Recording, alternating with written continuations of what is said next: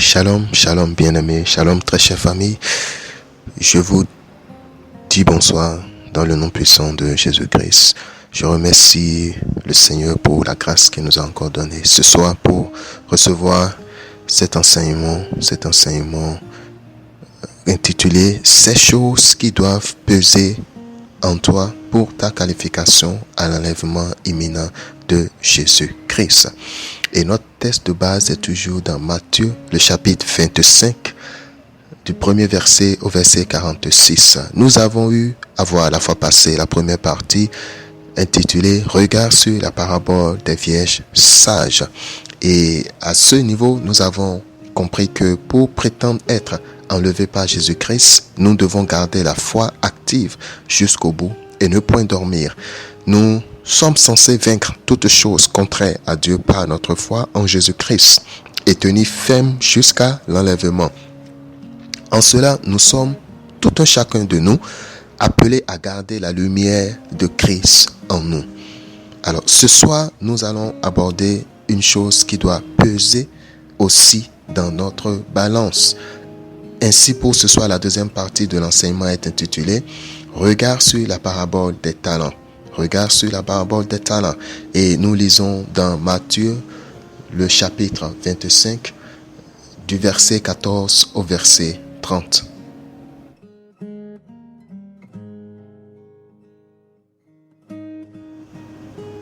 La parole nous dit « Il en sera comme d'un homme qui, partant pour un voyage, appela ses serviteurs et leur remit ses biens. Il donna 5 talents à l'un, 2 à l'autre et un au troisième, à chacun selon sa capacité, et il partit. Aussitôt, celui qui avait reçu les 5 talents s'en alla, les fit valoir, et il gagna 5 autres talents. De même, celui qui avait reçu les 2 talents en gagna 2 autres. Celui qui n'en avait reçu qu'un alla faire un creux dans la terre et cacha l'argent de son maître. Longtemps après, le maître de ses serviteurs revint et leur fit rendre compte. Celui qui avait reçu les 5 talents s'approcha en apportant 5 autres talents et il dit « Seigneur, tu m'as remis 5 talents. Voici, j'en ai gagné 5 autres. » Son maître lui dit « C'est bien, bon et fidèle serviteur. Tu as été fidèle en peu de choses, je te confierai beaucoup. Entre dans la joie de ton maître. » Celui qui avait reçu les 2 talents s'approcha aussi et il dit « Seigneur, tu m'as remis 2 talents. Voici, j'en ai gagné 2 autres. » Son maître lui dit « C'est bien, bon et fidèle serviteur. Tu as été fidèle en peu de choses, je te confierai beaucoup. Entre dans la joie de ton maître. » Celui qui n'avait reçu qu'un talent s'approcha ensuite et il dit « Seigneur, je savais que tu es un homme dur, qui moissonne où tu n'as pas semé et qui amasse où tu n'as pas fané. J'ai eu peur et je suis allé cacher ton talent dans la terre. Voici, prends ce qui est à toi. » Son maître lui répondit « Serviteur méchant et paresseux, tu savais que je moissonne où je n'ai pas semé et que j'amasse où je n'ai pas vanné. Il te fallait donc remettre mon argent au banquier et à mon retour, j'aurai retiré ce qui est à moi avec un intérêt. Ôtez-lui donc le talent et donnez-le à celui qui a les 10 talents. Car on donnera à celui qui a et il sera dans l'abondance, mais à celui qui n'a pas, on ôtera même ce qu'il a. Et le serviteur inutile, jetez-le dans les ténèbres du dehors, où il y aura des pleurs et des grincements de dents. Amen.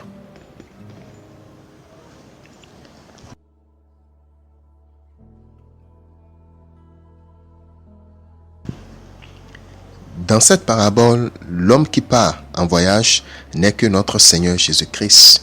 et ses serviteurs ne sont rien d'autre que les croyants qui sont censés obéir à ses commandements.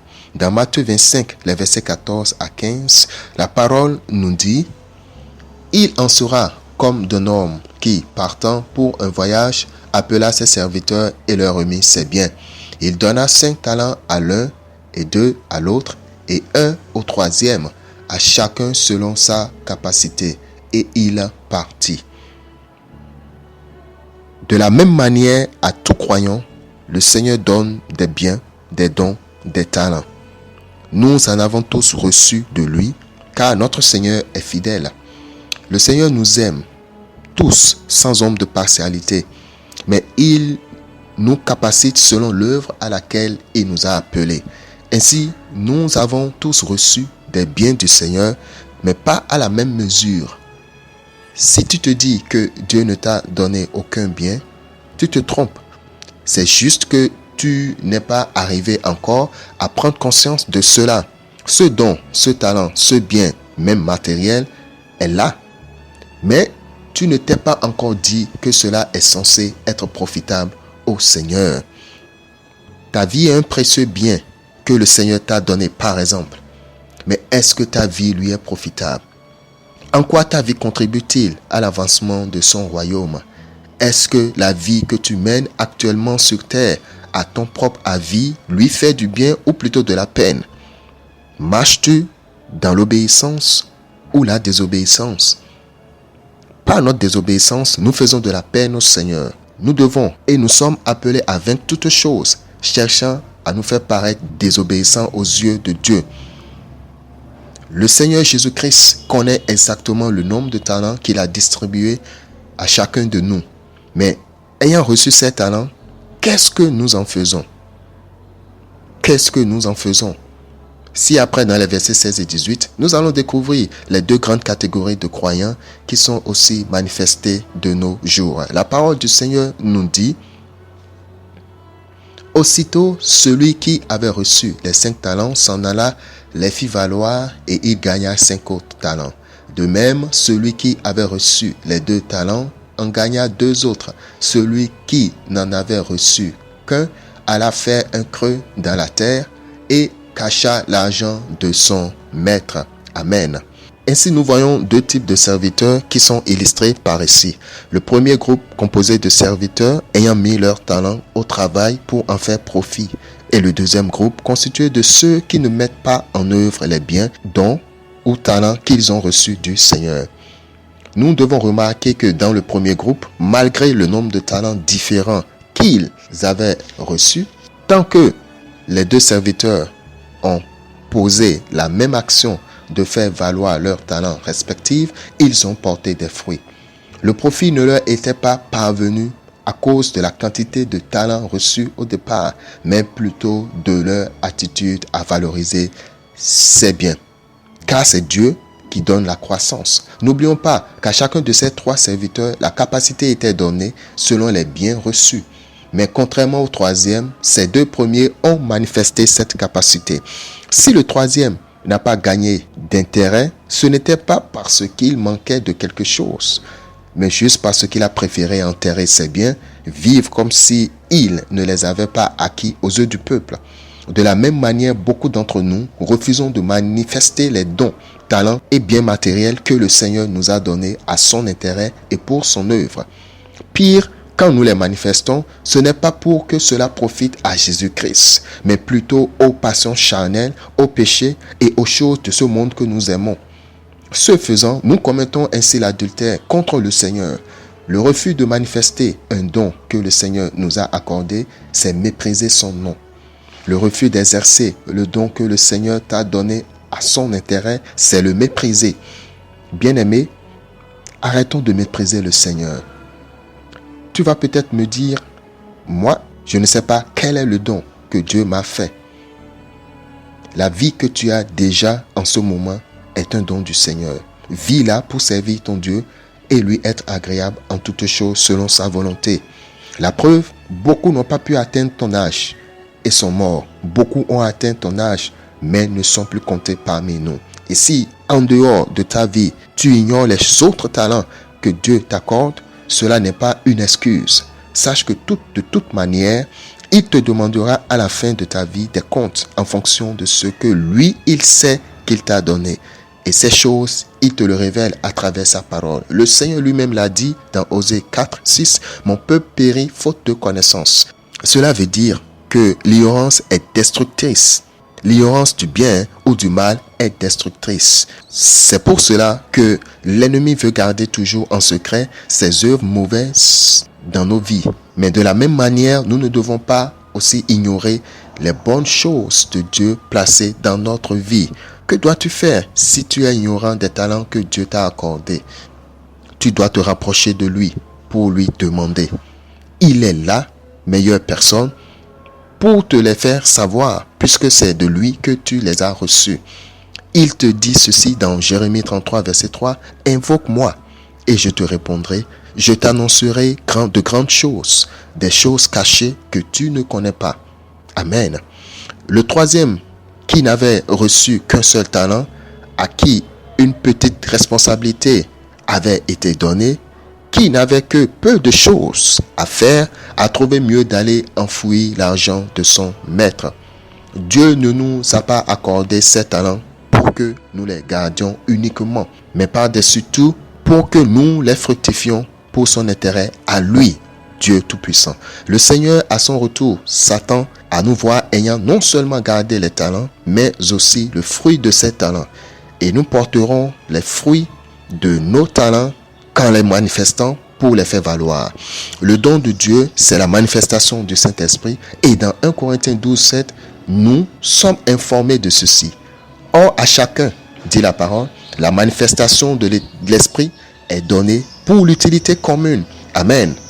Nous manifestons les talents de Dieu en nous pour notre profit, mais aussi pour l'utilité des autres, afin que le Seigneur Jésus-Christ soit glorifié en toutes choses. Il revient dès à présent à chacun de nous de se poser cette question: est-ce que je suis de la première catégorie de serviteurs ou de la deuxième? Lorsque l'heure de rendre compte va sonner, quelle sera la décision du Seigneur me concernant? Lisons les versets 19 et 23 de notre passage de base. La parole dit: longtemps après, le maître de ses serviteurs revint et leur fit rendre compte. Celui qui avait reçu les 5 talents s'approcha en apportant 5 autres talents. Et il dit: Seigneur, tu m'as remis 5 talents. Voici, j'en ai gagné 5 autres. Son maître lui dit: c'est bien, bon et fidèle serviteur. Tu as été fidèle en peu de choses, je te confierai beaucoup. Entre dans la joie de ton maître. Celui qui avait reçu les 2 talents s'approcha aussi et il dit: Seigneur, tu m'as remis 2 talents, voici, j'en ai gagné 2 autres. Son maître lui dit: c'est bien, bon et fidèle serviteur, tu as été fidèle en peu de choses, je te confierai beaucoup. Entre dans la joie de ton maître. Amen. Le maître leur a donné le même temps suffisant à chacun d'eux pour emporter les fruits selon sa volonté. Quand le maître revint pour leur faire rendre compte, aucun de ses serviteurs n'a pu y échapper. Eux tous ont comparu et du passage que nous venons de lire, nous voyons que les 2 premiers ouvriers qui avaient pris la peine de faire valoir les biens que le maître leur avait confiés ont reçu l'accord de leur maître de rentrer dans sa joie. Et la joie de l'Éternel, c'est le paradis, c'est la gloire de Dieu. Et le maître a veillé de les exalter en les qualifiant de bons et fidèles serviteurs. Chacun de ces serviteurs ont comparu et chacun a rendu compte pour son propre actif. L'un n'a pas rendu compte pour l'autre. Le serviteur qui a reçu 5 talents en a gagné 5 autres. Celui qui a reçu 2 en a gagné 2 autres. Le Seigneur ne nous demande pas au-delà de notre capacité. Ces 2 serviteurs, malgré la différence du nombre de biens que chacun d'eux avait reçus, ont quelque chose en commun. Ils ont tout un chacun d'eux réussi à faire porter comme fruit un talent à chaque talent qu'ils avaient reçu. Celui qui en avait 5 est passé à 10, ainsi celui qui en avait 2 est passé à 4. Et c'est cet état de choses que le Seigneur veut noter en nous à l'enlèvement. Celui qui n'a eu que 4 par la fin pouvait se mettre à convoiter celui qui en a eu 10, et ce faisant, croire qu'il n'avait rien fait.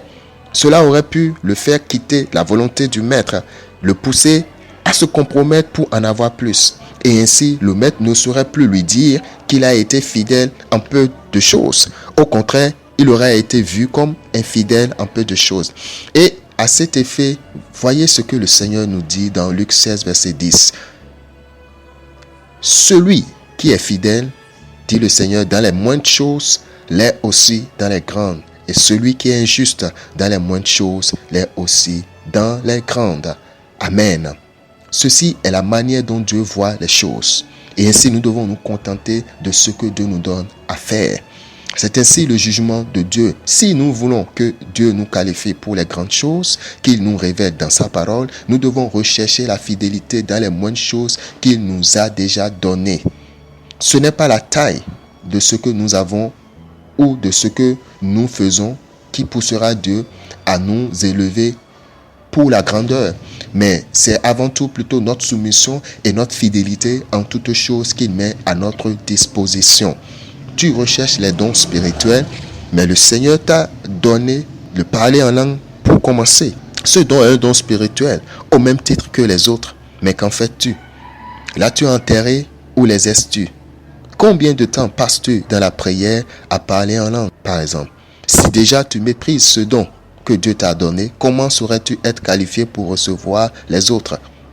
L'Esprit de Dieu nous apprend ceci à travers Paul dans Romains 12, les versets 6 à 8.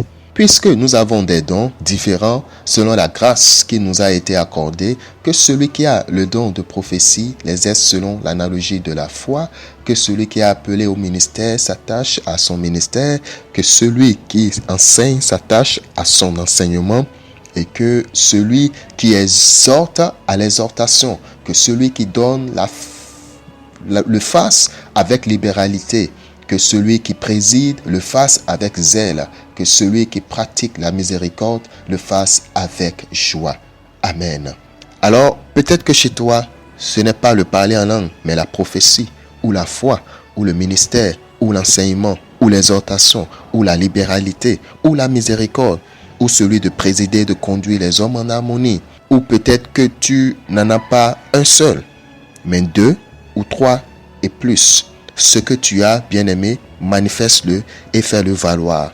Porte-en les fruits, car c'est ton ticket pour accéder à ce grand événement qu'est l'enlèvement et auquel tu aspires, auquel nous aspirons tous. La parole de Dieu nous dit dans 1 Pierre 4, le verset 17, car c'est le moment où le jugement va commencer par la maison de Dieu. Or, si c'est par nous qu'il commence, quelle sera la fin de ceux qui n'obéissent pas à l'évangile de Dieu? La venue de Christ pour l'enlèvement de l'épouse est son rendez-vous avec les membres de son Église pour lui rendre des comptes. Ceux qui seront retrouvés bons et fidèles dans les moindres choses que Dieu leur a confiées seront enlevés pour les grandes choses au ciel. Par contre, les autres qui seront laissés pour compte devront subir les tourments de la grande tribulation afin d'y parvenir. La venue du Christ après la tribulation est son rendez-vous avec le monde sur terre pour lui rendre des comptes, car il est le Seigneur de toute chair. Et au grand jour du jugement, tous, morts ou vivants, toute création devront rendre compte devant lui. Et déjà à notre mort, nous ferons face au jugement d'entrer dans la joie du Maître ou pas. Lisons les versets 24 et 30 de notre texte base. La parole dit, « Celui qui n'avait reçu qu'un talent s'approcha ensuite et il dit, « Seigneur, je savais que tu es un homme dur qui moissonne où tu n'as pas semé et qui amasse où tu n'as pas vanné. J'ai eu peur et je suis allé cacher ton talent dans la terre. Voici, prends ce qui est à toi. » Son maître lui répondit, « Serviteur méchant et paresseux, tu savais que je moissonne où je n'ai pas semé et que j'amasse où je n'ai pas vanné. Il te fallait donc remettre mon argent au banquier et à mon retour, j'aurais retiré ce qui est à moi avec un intérêt. Ôtez-lui donc le talent et donnez-le à celui qui a les 10 talents, car on donnera à celui qui a et il sera dans l'abondance, mais à celui qui n'a pas, on ôtera même ce qu'il a. Le serviteur inutile, jetez-le dans les ténèbres du dehors, où il y aura des pleurs et des grincements de dents. Amen. Pour quelle raison le troisième ne put rentrer dans la joie de son maître? Il n'a pas rempli toutes les clauses du contrat. Les clauses du contrat ne s'arrêtaient pas seulement à pouvoir garder le titre de serviteur. Même si nous ne démissionnons pas de notre poste de serviteur, cela ne suffit pas. Même si nous ne perdons pas les dons que le Seigneur nous a donnés, cela ne suffit pas. Nous sommes appelés, en plus de tout ceci, à porter des intérêts. Et les intérêts que recherche le Seigneur, ce sont les fruits de chaque chose que nous avons reçue de lui.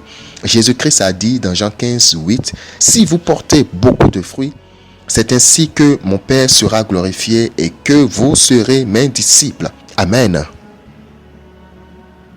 Celui qui n'avait reçu qu'un talent s'approcha ensuite et dit, « Seigneur, je savais que tu es un homme dur qui moissonne où tu n'as pas semé et qui amasse où tu n'as pas vanné. J'ai eu peur et je suis allé cacher ton talent dans la terre. Voici, prends ce qui est à toi. » Ce serviteur a eu peur des agresseurs et du voleur qui cherchait ou chercherait à lui dérober les biens de son maître. Mais il n'a pas plus craint le maître pour plutôt s'engager à faire valoir le talent qu'il a reçu. Aujourd'hui, nous aussi, nous avons tellement peur de l'oppresseur. Nous avons peur des hommes. Nous avons peur des agents des ténèbres. Et pour fin, nous ne manifestons pas le Seigneur. Nous ne portons pas les fruits qu'il attend de nous. Nous ne devons pas avoir la peur en nous. Peu importe les formes multiples sous lesquelles elle vient solliciter à rentrer et faire demeure en nous. Nous devons la rejeter et craindre plutôt notre Seigneur Jésus-Christ qui est souverain au-dessus de tout. C'est à cause de la peur que ce serviteur n'a pas fait valoir son talent. Et le maître le traita de serviteur méchant et paresseux. Méchant parce qu'il a fait peine au Seigneur en ne recherchant pas l'intérêt de son royaume. Paresseux parce que si après tout ceci il a été retrouvé vivant, c'est qu'il ne s'occupait que de manger et de boire, mais point des choses du maître. Il a peut-être excellé dans l'acquisition du manger, du vêtir et du boire. Il s'en est enrichi, mais pas dans les commandements de son maître. Il a peut-être excellé dans les choses qui sont données aux hommes naturels de faire sur cette terre, mais pas dans les choses que son maître lui a personnellement donné de faire. Il a été traité de paresseux pour finir. La peur nous rend méchants et paresseux devant le Seigneur et ses anges. Nous devons éliminer la peur de notre être et notre vie afin de ne pas être retrouvés méchants et paresseux au jour de l'enlèvement. Ceux qui ne seront pas enlevés seront laissés pour compte aux pleurs et aux grincements de dents sous le règne de l'Antéchrist. As-tu déjà enterré ton talent quelque part? Reprends courage, bien-aimé, va le déterrer et fais-le valoir pendant que le Seigneur nous fait encore grâce en ayant retardé son retour à l'enlèvement. Car le Seigneur nous dit dans Ésaïe 51, les versets 12 à 16, « C'est moi qui vous console. Qui es-tu pour avoir peur de l'homme mortel et du Fils de l'homme pareil à l'herbe?